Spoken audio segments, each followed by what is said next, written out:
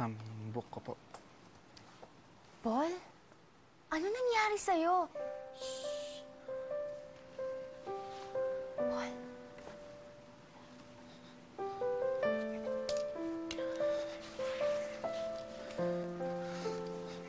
My God, what happened to you?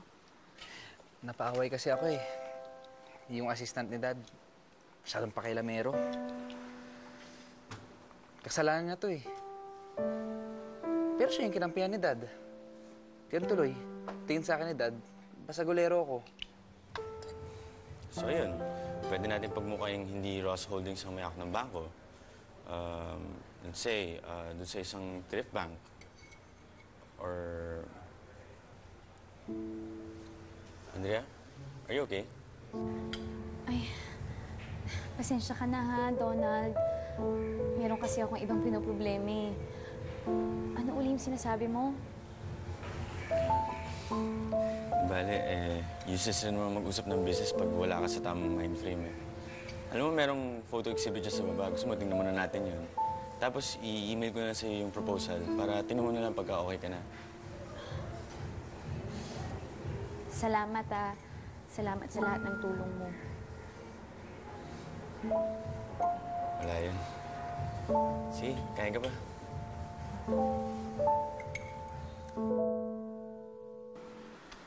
Kawawa ka naman. Masakit ba? Sige, samahan na lang kita sa clinic. Gusto mo? I'm okay. Nagigilty tuloy ako because I walked out on you. Is there anything I can do to help? Kahit schoolwork? Okay naman ako, Candice. Paul, gusto ko namang bumawi sa'yo. Ang dami mo nang ginawa for me. Wala pa ako nagagawa para sa'yo. Okay, grades, masakim. May makeup project kasi ako na hindi ko na magawa. Baka pwede kang pumunta sa bahay tapos tulungan mo ako. Sure, no problem. Saka sa amin ka na din mag-dinner. Kasi baka pag may guest ako na sasabing, di ako basagolero, baka di na ako pag-initan ni Dad. Sige, pero hindi ako sure kung maniniwala siya. Pero we'll try. Unti-unti nang nabubuo ang mga plano natin ay guguluhin ko ang mga tuwason. Umpisahan ko sa anak nila. Makukuha mo na rin paghiganti mo sa Christine na yan.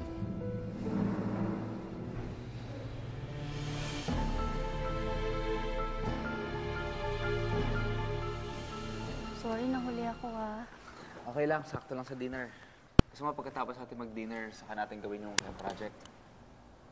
Grabe, Paul. Hindi ko akalain ganito pala kalaki bahay mo. Yan. Wala, kay Dad lang yan. Tsaka mahilig din pala mag-collect ng artworks yung dad mo. Parang dad ko din. Pero wala na siya ngayon. Pati mga artworks niya nawala na sa sunog. Sorry.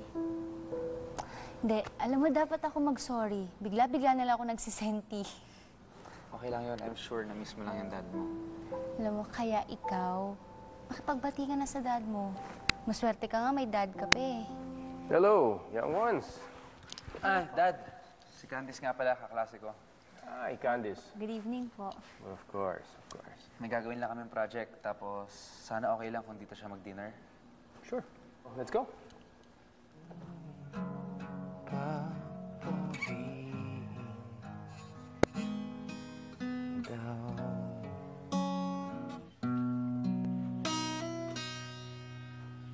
Leila?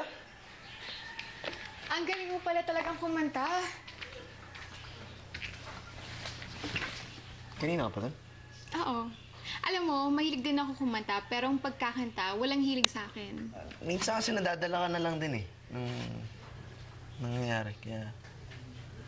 So, ibig sabihin pala, malungkot ka ngayon? Kasi yun ang nararamdaman ko sa kanta mo eh. Medyo.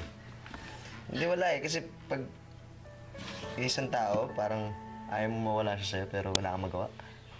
Kung sino man yung inspirasyon mo sa kanta mo, ang swerte niya.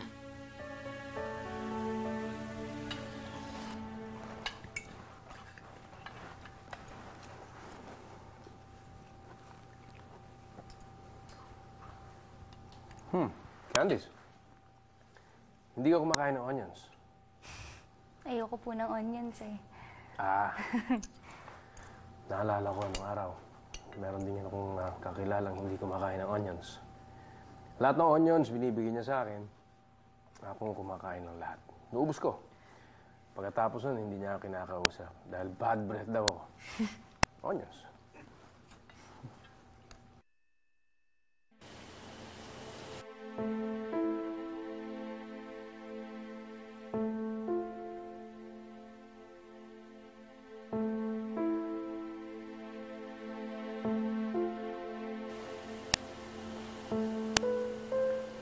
Andrea, ano tong mga retratong to? Nakita ko tong nakatago sa kwarto mo. Akala ko ba wala na tayong mga sekreto sa isa't isa? Alam mo, may natanggap din ako mga ganito eh. Pasensya ka na, Mami, ah. Hindi ko sinabi sa inyo, pero sasabihin ko rin naman kaagad sa inyo, kaya lang inisip ko yung kalagayan nyo eh. Pero pinaimbisigahan ko na po yan, kaya papa-follow up ko na lang, malalaman din natin. Pasensya ka na, Mami, ah. Pero sino bang gagawa nito sa atin? Wala rin talaga akong idea, Mami. Pero malalaman din natin yan. Natatakot ako?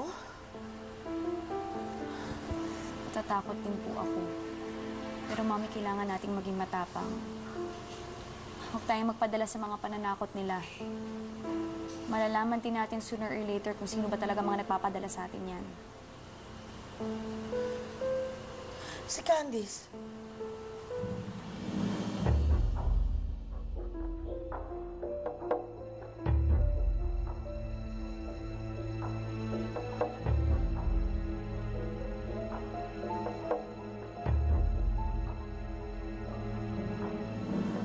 Nawala ito nung isang araw.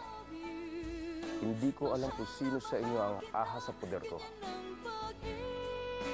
Pero oras na malaman ko, maganda kayo. At baka nakakalimutan mo din na dating umasa ang pamilya mo sa pamilya ko nung nagsisimula pa lang ang tatay mo! How dare you!